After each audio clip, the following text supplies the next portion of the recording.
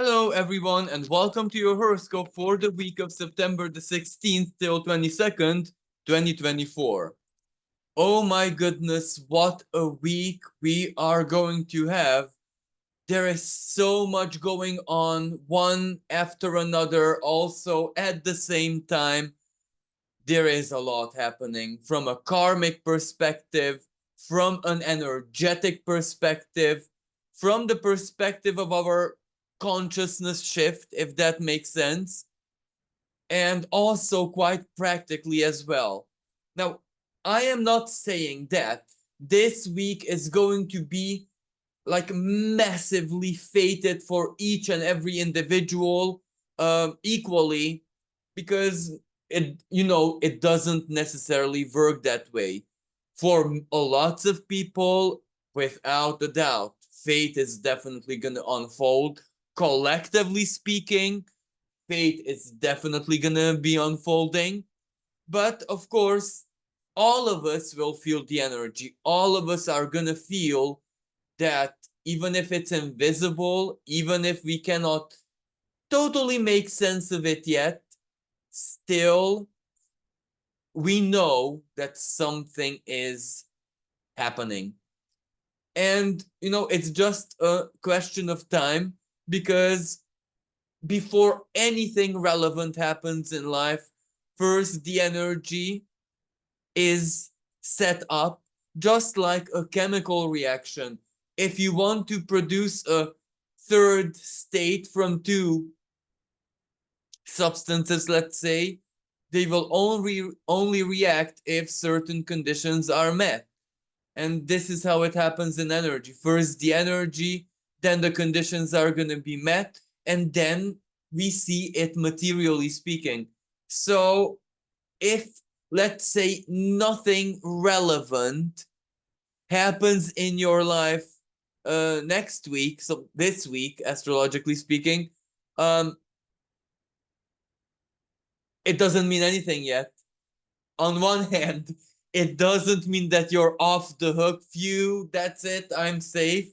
And on the other hand, if you need like to fate knock on your door to rearrange certain things in your life, because maybe you're blocked totally with something that's important to you, it may still come. Don't you worry. Because on one hand, we are speaking about the eclipse, the Pisces eclipse. Now, the eclipse power of this is not all that potent, so to speak, because it is not all that close to the North Node, and it's an outer sign eclipse. So the North Node is in another sign than the eclipse itself. However, that doesn't mean anything, because it is a super full moon. That says everything. Pisces in itself, any full moon, any lunation in Pisces has always a touch of transcendence to it. It feels either fated or it is a release of kinds like tears, sadness. And when I say this as in a release, you are staying with it to release it. So it's good, right? Or artistically speaking, it's really, really big. When the big ideas, the big epiphanies, the big moments of inspiration, metaphysically,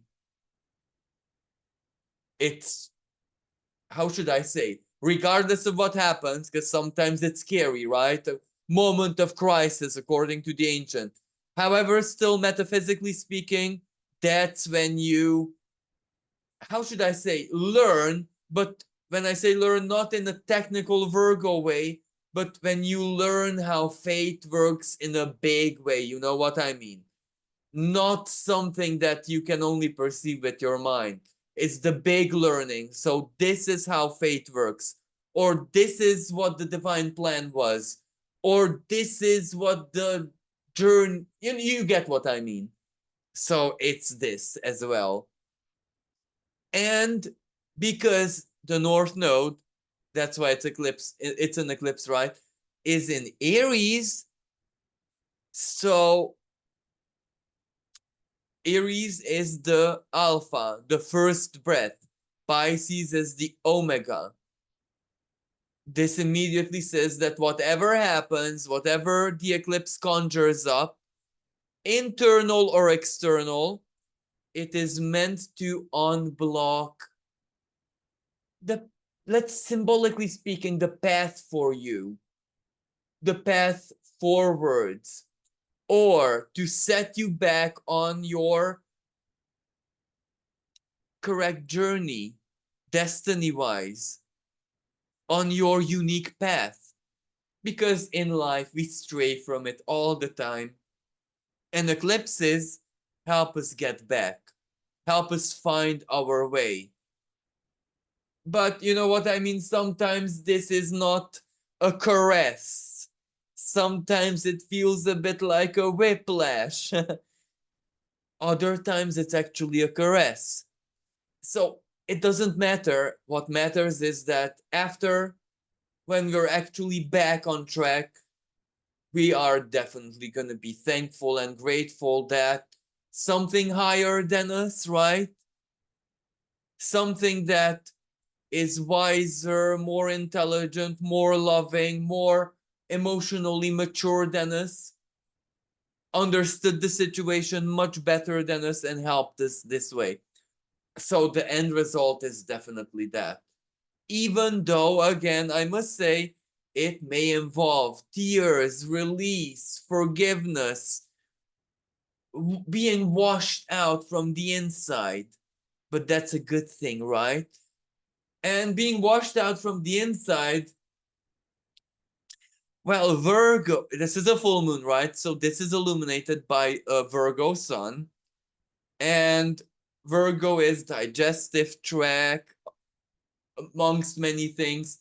Pisces is liquids within our body. So for some people, this may be a runny situation when they eliminate. You know what I mean? So, you know, if you know that you have a bit of a bladder problem or diarrhea problem on this 17th or 18th, you might want to be extra diligent. However, on the other hand, you might be shocked that sometimes this is how fate unfolds by not being prepared, because the sun holds a trine with Uranus. That's a good good surprise, good unexpected, good fated, whatever. And this holds a sextile with, well, Uranus holds a sextile with Neptune. Neptune is conjunct the eclipse, so the full moon, the moon. So that means it holds a sextile with the moon as well. Um, what we make of the pleasant surprise. You know what I mean? Neptune and moon and Pisces. The sorrowful, woeful victim is not gonna play along, is gonna stay in sorrow.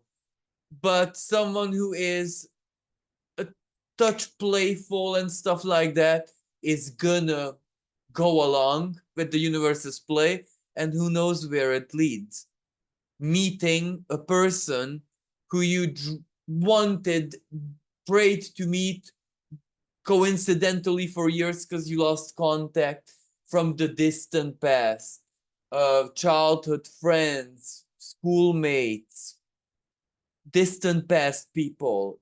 This can be a fated encounter meeting, especially that Mercury also squares Jupiter this weekend. That's not necessarily bad.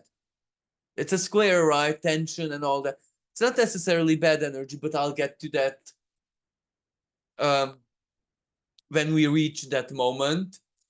And another big thing happening this week is we have a lot of positive energy, let's say. We have a lot of flow. We have a lot of energy, you know, where it suggests that the universe wants to lead us to a conclusion of something, for us to be able to solve something, progress with something, get, even if not where we need to be, to get closer to that, right? So there is help, there is big things in life. And the way I see this, especially to unblock something that was blocked the past couple of years, 2023, 2023, 2024, something that was blocked, or a big conclusion, a release, you know, a divorce, for example, or changing careers or jobs. Because for some people, this is not all that of a big deal, let's say. For others, it is very difficult because everyone has different setup, archetype, energy. Everyone is built for something different, right? So for some people, certain things are so easy. For others, the same thing is all next to impossible. And this is where we can't judge, we can generalize.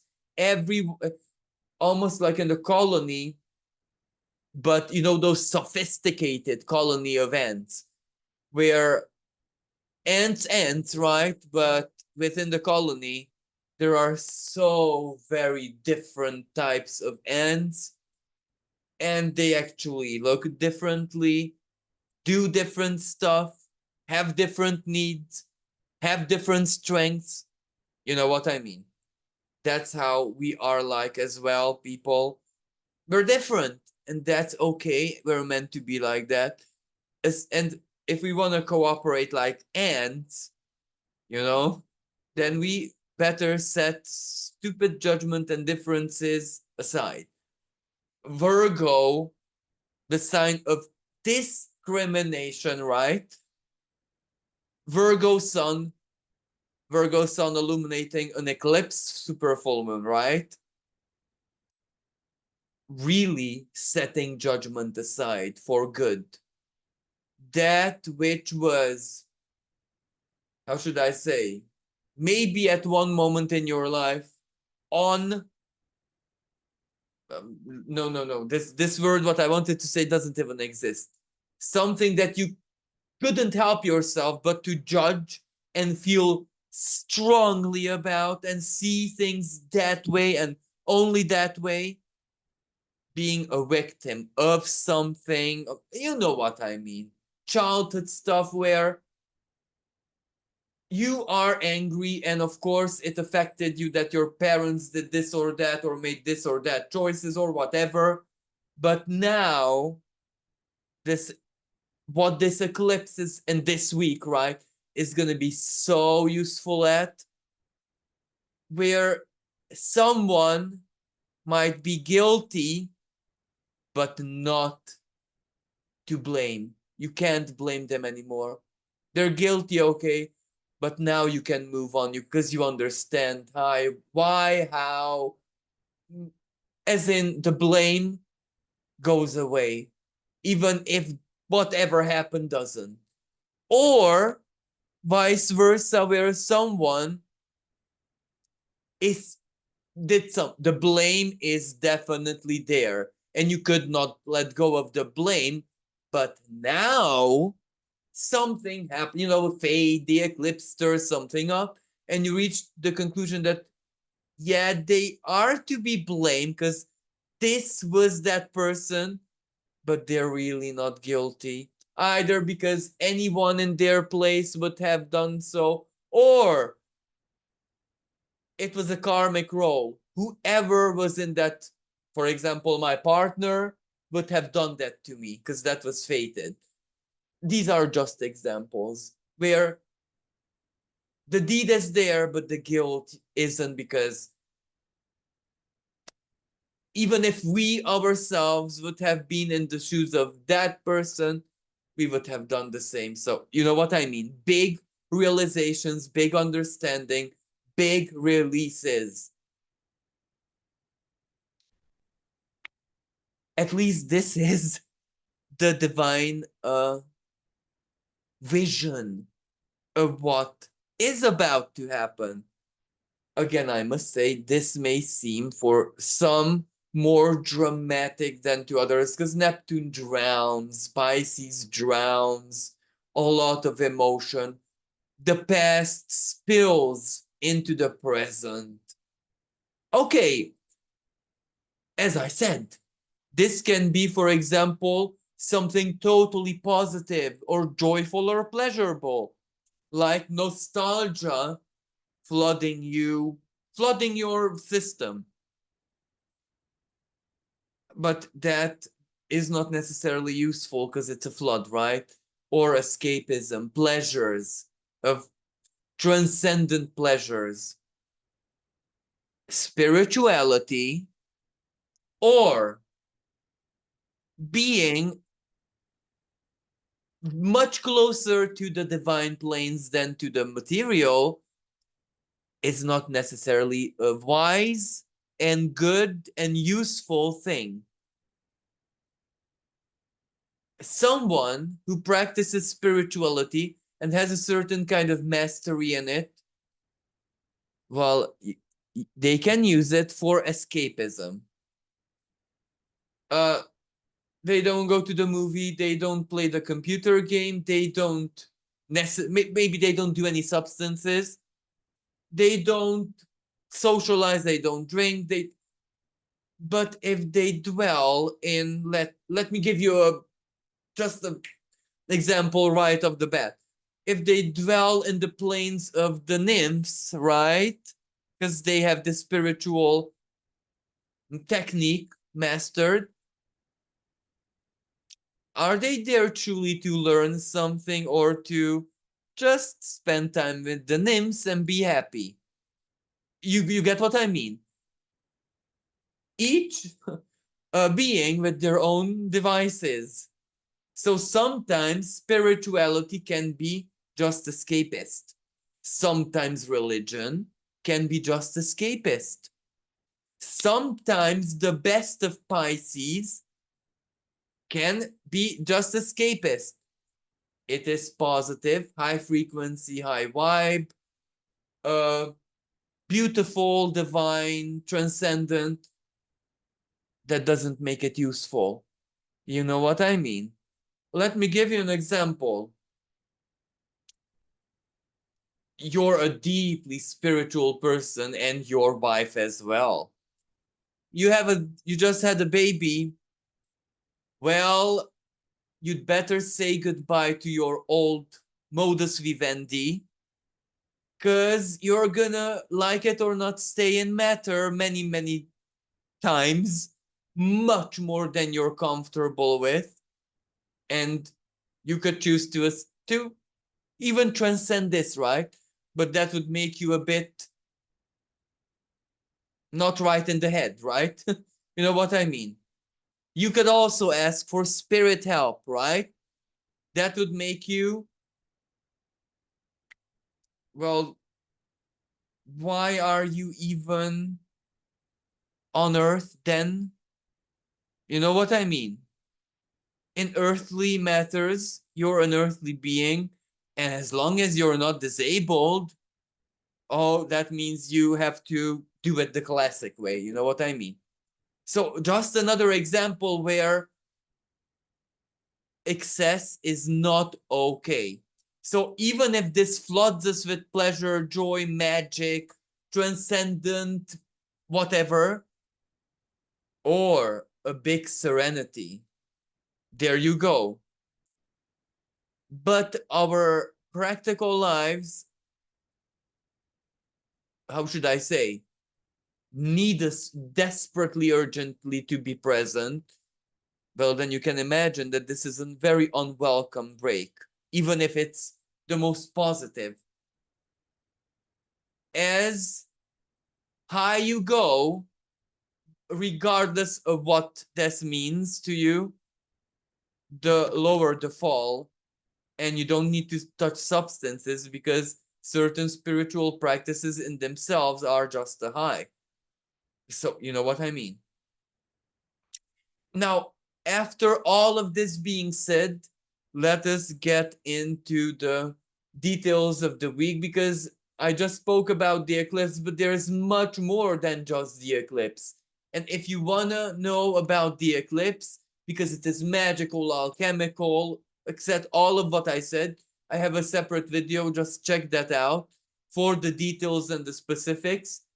And I'll use this horoscope to speak about the other aspects that are happening. So this was it about the eclipse. Now, and to finish this very long introduction, so the other things apart from the eclipse that are very relevant, Mars squares the nodes of the moon. So this is when we really need to adjust the GPS. You know, we might be on the right path in a big way, but if that path leads us through a swamp, if that path leads us through a desert, if that path leads us through a paradise, why not? We better go prepared. So this is how I see this energy, Mars squaring the nodes. But I'll get to the specifics. So that is also a bit fated. Especially that if we pour the eclipse energy into this, we're being pushed back on track. However, in a deeply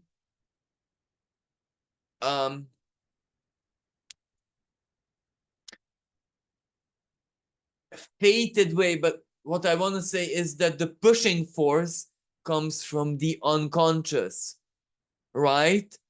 This is the only reason why it feels fated.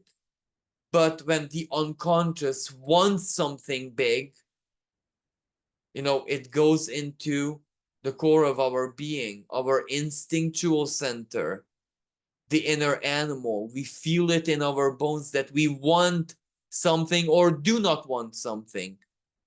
And then it goes into our the higher part. It shoots like a pulsar in both ways, above and below. And even goes into the higher part, our intuition, dreams, our higher understanding.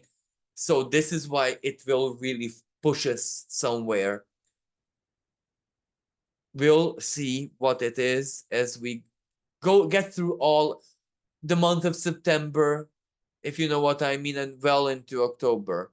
But even if it's just a strong feeling or dreams or something, like the communication of the spirit, why not beyond the veil? It is preparing us for fated moments in our lives. So there is that, which is going to be very, very fated.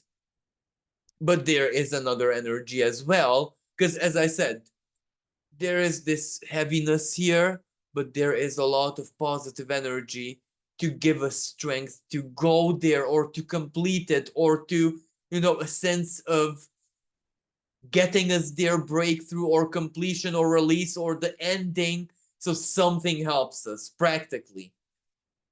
And one of the components of that practical help is, let me just highlight it for you. This Jupiter Venus trine, the two benefics, air trine. So thought, idea, mental sphere, friends, connections, communications, choices, decisions. When Jupiter, the truth, right? Your truth in that sense. What feels fair, righteous to you, your truth, what you believe, your knowledge, understanding, etc. Jupiter, the philosophical and mental structure that you have over your life and being in a big way. That in the sign of Gemini, we get it. Either connections or our own lower mind mental sphere perceptions. Trining Venus at home in the sign of Libra. So very, very powerful. one-on-one alliances, justice, legal stuff, decisions, choices, the other contracts, marriage. You get what I mean? So that's flowing. That feels like a blessing. Either advice is there, help is there. We're not all that lonely. We receive understanding, legal help, legal promise. Even if it's just a promise, it can still empower us. Something is there that is very useful. At the beginning of the week on the 16th, there is still a sextile between Mars and Mercury. Mercury covering new ground in Virgo, very good. And Mars in Cancer, nourishment, protection, care. Whatever that care means, care. Care of the community, Cancer, people. But when I say people, not in the sense of Aquarius, everyone interconnected. No. People who emotionally wanna belong together, like a family, community, a neighborhood. But those people who are good members of the community, you get what I mean. So people, Mars sextile Mercury, blessed words, blessed communication, solution, people coming together and helping from a totally different perspective. Pluto trining Uranus. Uranus, the ruler of Aquarius, right? The ruler of people being interconnected, especially over the internet. That can be a very useful, helpful force. And anyway, that's a different trine. I'll get to that in just a sec. So the Jupiter and Venus trine is really, really good from many ways. Again, connections, making decisions, choices, feeling what your truth is, good advice, confirmation, good feedback. So this is really good for negotiations, alliances, business, projects. Either old alliances. Why that? South Node in Libra. You harvest maybe something from that. And Libra is quite a karmic sign, right? And that karmic sign where it's inanimate, so it actually represents the balance of things. Blind karma. You know, Libra in tarot is the justice card. Her eyes are covered. The goddess's eyes are covered, right? Or Two of Swords. The eyes are covered. Blind justice, right? Libra. So Venus Jupiter trine is good. Is really, really good in that sense, even karmically.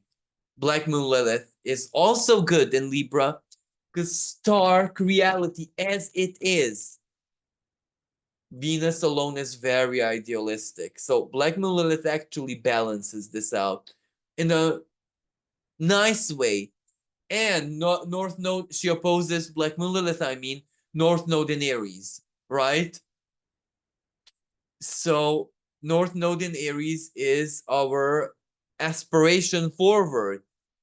What satisfies our soul? Nodes of the moon. What happiness means to us on a soul level. That's why it's so fated, right? But from a totally different perspective, it is also all that we need to do, work on, etc., to move forward in life. So Black Moon Lilith highlights our relationships and alliances and other people. So if certain blockages come from other people, we need to see that and take action, whatever that action means. Renegotiation, or if certain virtues are just there and we ignore it. Again, this energy says, look at which one of your friends is the gold. and I don't mean gold mine in a really lower expression of Black Moonlit sense, the gold diggers and stuff like that, but a value in their love is the purest, for example. They are your biggest fan and you don't even know it. They have a crush on you and you're oblivious to it. Something is there. But this can also mean new. Because, as I said, the ruler of Gemini Mercury is a new ground in Virgo. It wrapped up its retrograde. So that can very well mean new connections. Okay. So and the other energy that I want to mention, at the beginning of the week, the sun still holds a square with Jupiter, a mutable square. So figuring things out big time. We need to figure stuff out. Hence, we are seeking the truth. Jupiter trine Venus. So that's really, really, really good, even if it's a square. And as I said, this square is going to be part of the eclipse as well. So, yeah, Jupiter makes us apply, like it or not, everything, every ounce of wisdom and self-knowledge ultimately that we achieved, that we cultivated these past few years from 2018 onwards. Or if we want the bigger picture, 2008 until the present. So this is another element. And in this week's horoscope, I really don't want to mention minor aspects and minor planets, and I don't need to complicate it because it's complicated as it is. Pisces eclipse. We are gonna have a revelation, but what that is, it is on one hand truth, but that truth is always subjective. So you know what I mean. It is what it is. But what I want to say is, I just want to mention one minor energy which I find important. This Mars this week opposes certain dwarf planets in the sign of Capricorn. And here I'm speaking about Ceres, and this is, I find Ceres very important in this symbolism. And then Pholus, Centaur, and dwarf planet Quaoar. Now, I would like to emphasize on Ceres here because what nurtures us? Cancer, sign of nurture. Ceres, asteroid, planetoid, better said, of nurture. Ceres in Capricorn, so top-down authority. Mars in the sign of people, so those who are subject to authority. Or if another way, Ceres in the sign of the father, Mars in the sign of the mother. Mars is exalted in Capricorn and not so comfortable in Cancer. So you already see the twist here of the energy. Mars is forced to work for the mother, while Ceres has to support the father, forced collaboration. So for example, this, long story short, this can be good news for any food crises out there because people are going to force top-down authority to feed. But understand this symbolically. Getting food, emotional food, spiritual food, inspiration for artists, ideas, whatever Mars needs, it demands from Ceres and Capricorn, right? And Pluto and that very nth degree of Capricorn has to give way because Uranus trines it, Neptune sextiles it, the Sun will trine it very soon this week. Venus will square it.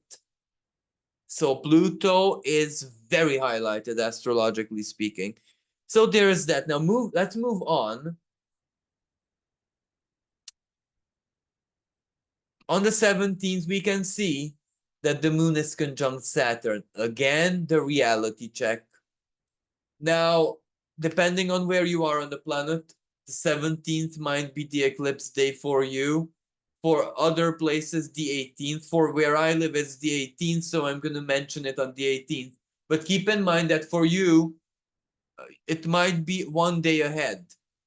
But anyway, so the moon conjunct Saturn, a reality check preparing us for the eclipse moment, the big realization, or however that plays out in our lives.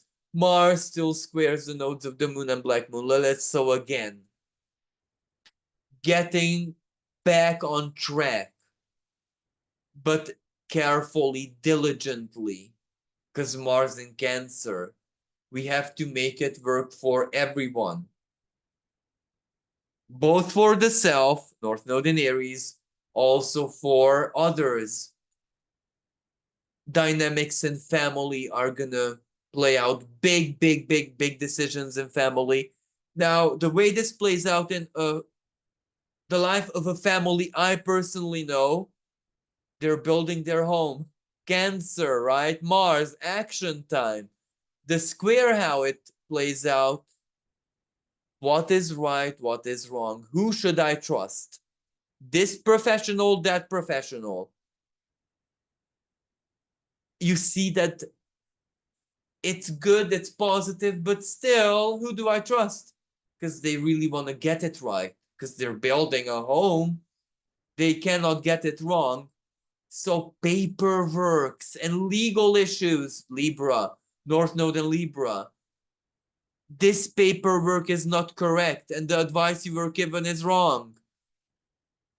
But the good advice giver comes along.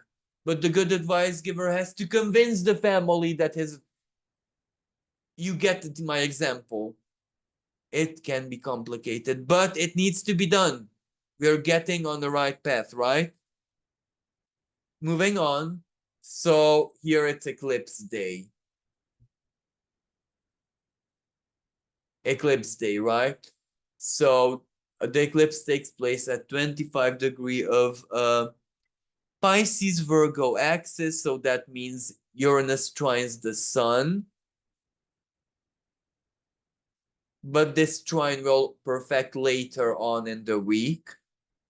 And so this means surprise, this means truth, this means authenticity.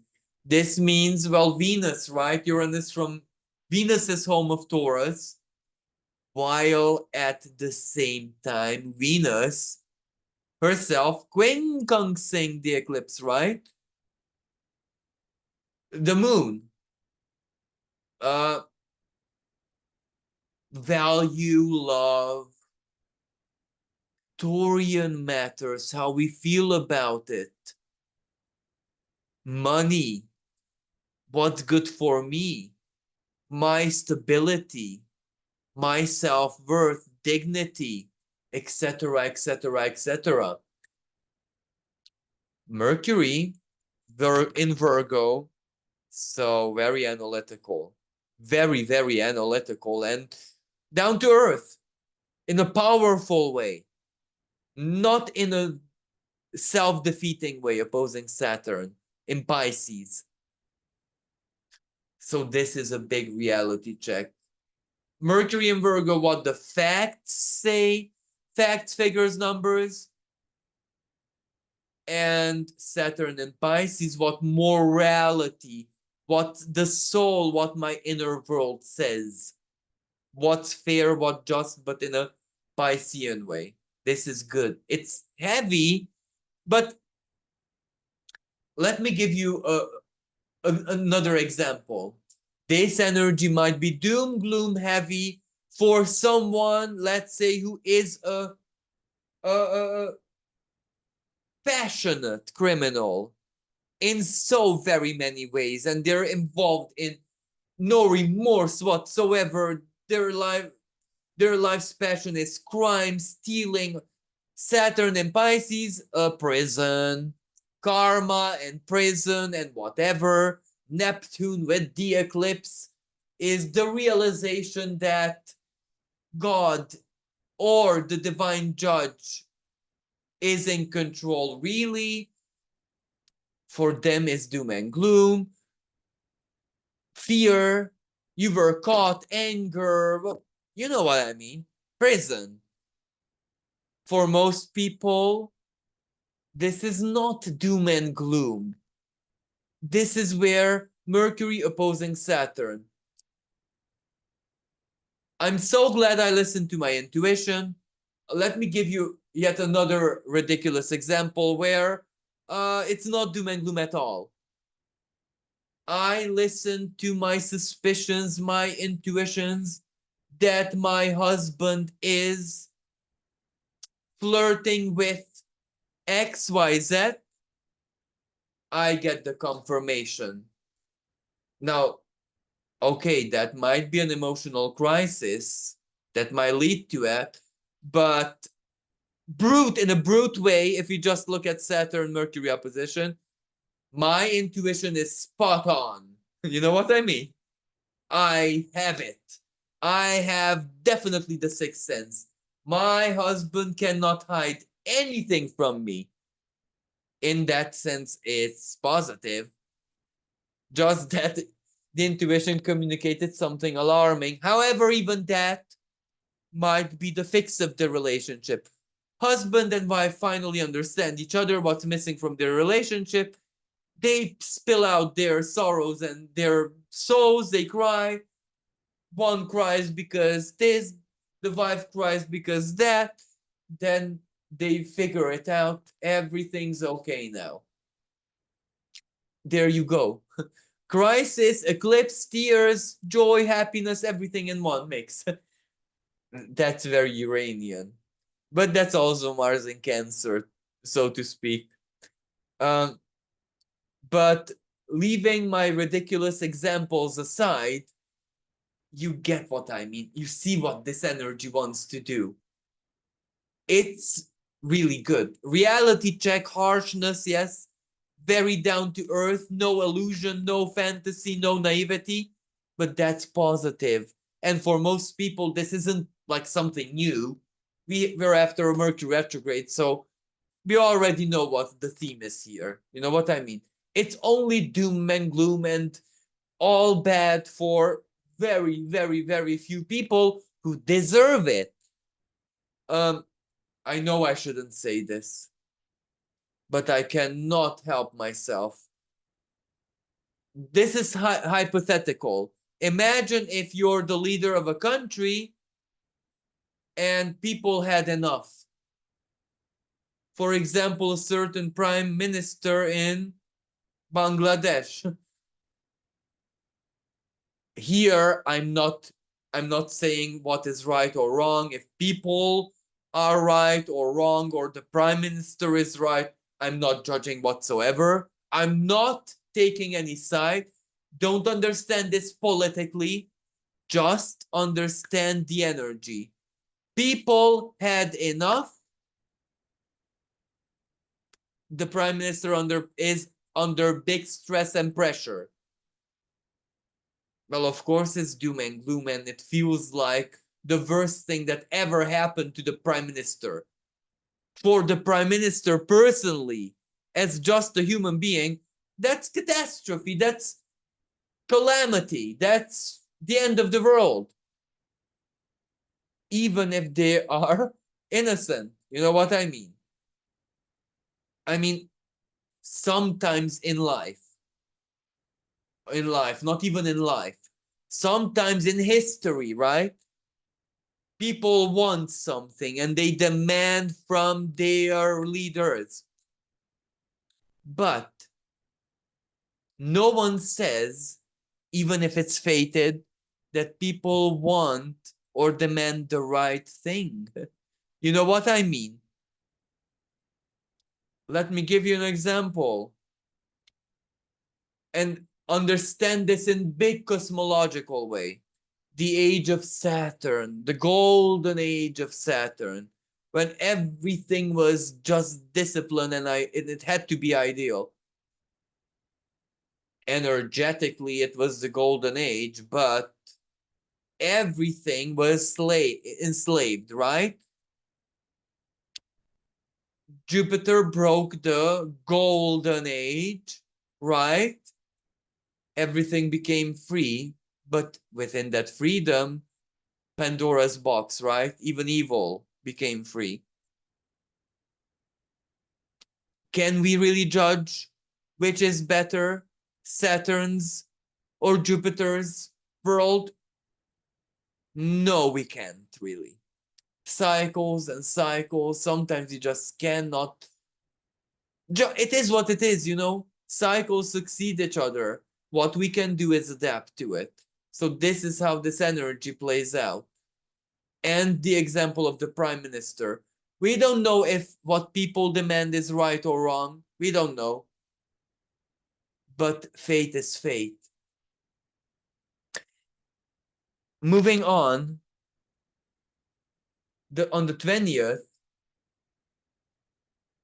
finally, we can see that the Jupiter, no, sorry, not Jupiter, Uranus and Sun trine perfects, but you guessed it. This leads us to the Grand Trine, which is wonderful. Good news, right? On one hand, Earth trine. That means, let me say, even if it's just only, exclusively a psychological energy, something internal that can change your life around so much. So very much. Let me give you an example. And afterwards, the anti-example. Someone has a strong judgment of social media, Pluto, right? Pluto on and off from Aquarius into Capricorn these past couple of years, right? That's in the theme of social media and judgment, Pluto. In tarot, the judgment card is Pluto. And they couldn't find a partner. Something happens within them. They say, maybe I was wrong. Let me give it a try. Grand Earth Trine. Well, the decision to change their judgment, that's not material. That has absolutely nothing to do with the material world. If anything, that has to do with the divine plane, the person's relationship with the divine. Somehow that changed their judgment. Person got onto social media, fate can trigger, and you guessed it, they find someone immediately. Or the anti-example, someone keeps trying and trying and trying. Why?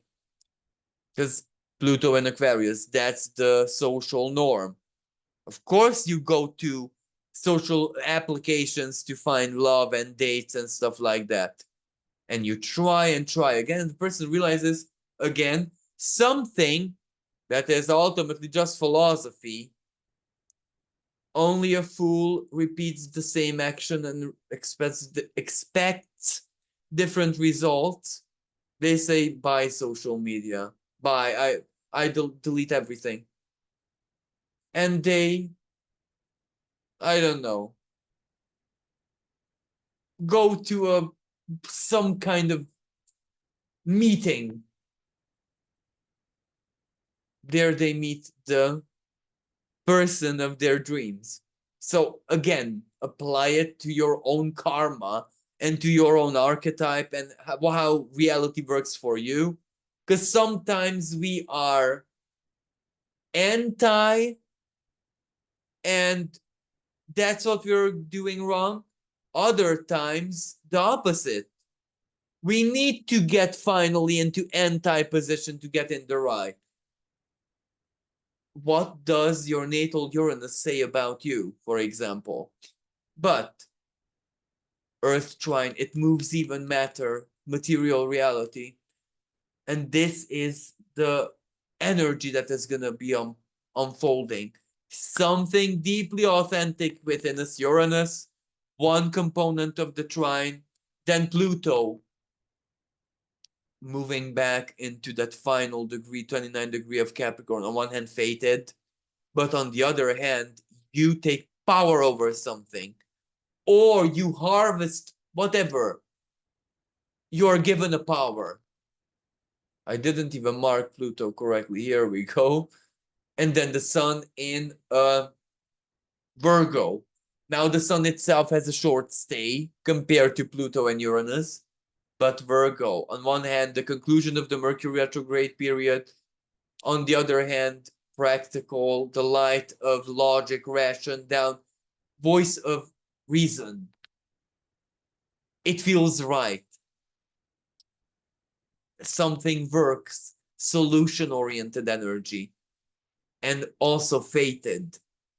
So you know what I mean? Pluto retrograde, Uranus retrograde, that made something comes from the past, or this is the aspect I was speaking about that closes something long-term or offers a breakthrough or a hope, or you figure something out. Again, back to my previous examples, even if you're just in the eureka stage, you know that it will, whatever eureka you have, it will change your life soon as you execute it. So for some people, something comes externally from matter, let's say, material earth grand trine. For other people, it comes from within, and then it changes the material situation. Still, it's really, really good for so very many things. And because two big non-personal planets are part of it, and they speak with a the most deeply personal planet, the sun, this is fated, and it feels custom tailored to who you are and your journey in this life. So moving on the 21st, here, what I find amazing is that Venus holds a yod. So Neptune from 28 degrees holds a quincunx with Venus in Libra, 27 of Libra. Uranus in Taurus does the same, but Venus is the ruler of Taurus, and Venus is also exalted in Pisces, and Venus is also the ruler of Libra. So she is in a powerful position here, right? Neptune rules Pisces. So Neptune is the strongest planet here. So Neptune influences Venus, how she feels, her understanding, her philosophy. And Uranus, surprise, surprise, you choose differently. And this leads to something fated. An influence, because Neptune, well, this can be illusion, delusion. You're a trick of the mind, and it's still fated. You know what I mean? One way of getting across the desert is to see the Fata Morgana and chasing it. The Fata Morgana can lead you actually to safety, to an oasis, to real oasis. Or you think you got to an oasis, but actually it's the exit from the desert, so you're safe anyway. You're even more safe. So sometimes the divine uses trickery, inner trickery of the best kind, to lead us to certain choices that we normally would not make. Why? Either because Venus square Pluto, it's already online. Either because of a judgment, of a fear, of something bad that happened in the past, and we are shy. regardless, something takes away our power to choose in a certain way. Fate, quincunx is hand of God, finger of God, yod, right? And this is a sextile between Uranus and Neptune. So again, the weirdness, awkwardness, the randomness is benevolent, positive. It leads us to a choice or something happens. Let me give you an example that you lose a contract. You're a business person, you lose a contract. It's a big disappointment, right? Maybe even tears. I so wanted this. Or, you know, put it in, on one hand, the universe may, grand earth trine, right? Compensates you with something else. Not as good, maybe, but that's okay. And on the other hand, somehow in a week or a month or a year, you realize that that big contract would have been really with, hidden terms and conditions for you. It would have been very disadvantageous. So divine protection. Other times, let something you think might lead you to a big success, and it actually leads you to a totally different need of yours. A quincunx. Quincunx with yod, so it's weird, random, uncomfortable. It's atypical, outside of your norm, and it's still fated. So let's not fear right now. Choosing differently than we would usually choose. And remember, square to Pluto, maybe a big attraction, a big gain, a promise of big success. Apparently, it's the wrong path, or what, and it's still the right path. So, this energy is pretty tricky, to be totally honest with you. So, give it time, but put it into context. Eclipse, fated energy, things unfolding, and finally, this Mercury squaring Jupiter, brainstorming, figuring it out, asking questions, doubts. Healthy faith questions itself, as Nadia Shah always says. Sometimes doubts are good, but make sure that they don't drive you insane, because doubts don't mean making your mind more hyper than it even wants to be. Don't ADHD yourself, if you know what I mean. So keep it in balance. In balanced way, this is figuring it out. Brainstorming, asking others. Sometimes you ask others because you know they're wrong, but they give you all the wrong things to do on a silver tray.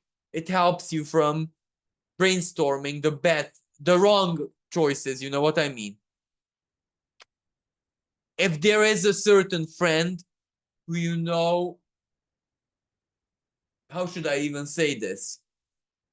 Karmically speaking, is your total opposite. Consult that person, and you will immediately know what the wrong choice is, what not ever to do, or what is definitely unlike you. There you go. That person does a massive favor to you.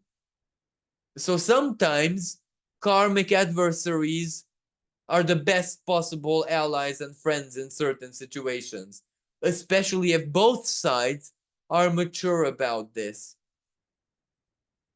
Let me give you an example.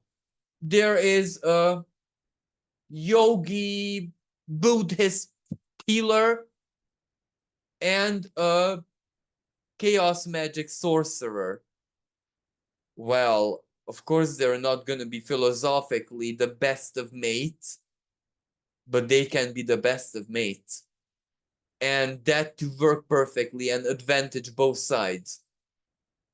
Because they will get the perspective of the opposing factions, so to speak. So, and finally, the 22nd, the big wrap up and energy shift.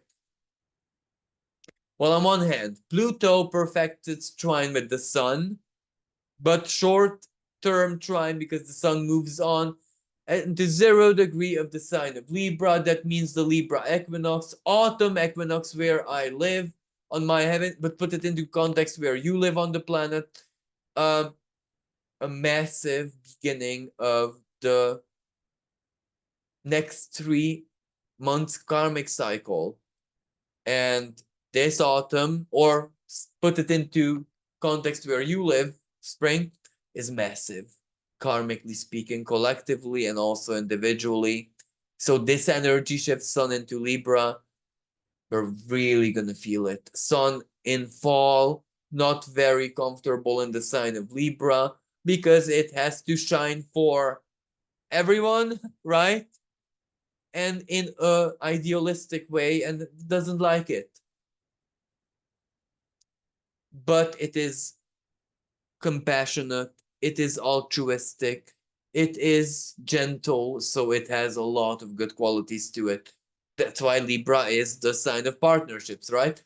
And Venus, energetics, perfecting her square with Pluto. So this is big energy. A big choice, big decision, big compromise, big. You need to make a big move, either giving something up, eliminating something, ending something, or committing. It's going to be a big week without a shadow of a doubt and very fated. And because the eclipses are moments of darkness when our own understanding of life and everything in it briefly is, as the name suggests, eclipsed, cut off. That is a big moment of reflection, and that is a big moment of contemplation, allowing fate to put us where we need to be. The more we trust the divine within us, the easier the moment of crisis is gonna feel like, or it may even feel like not a crisis at all, but a miracle.